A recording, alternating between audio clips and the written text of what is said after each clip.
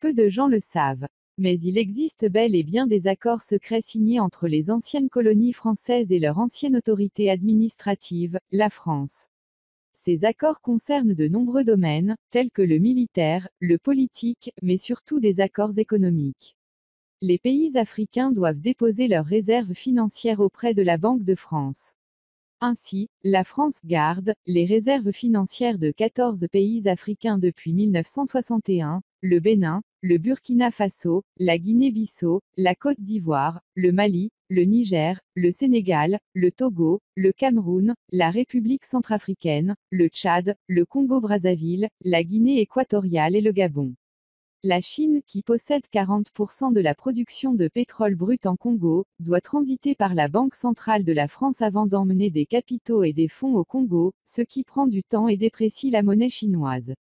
La Chine ne veut plus de cela et sera prête pour un changement dans la relation France-Afrique. Selon nos sources au sein du gouvernement chinois, il y a eu des réunions secrètes entre les Chinois et les Français pour mettre fin au pacte colonial à certaines anciennes colonies françaises où les Chinois ont le plus grand intérêt. Il s'agirait de 6 des 14 pays africains contraints par la France de payer l'impôt colonial.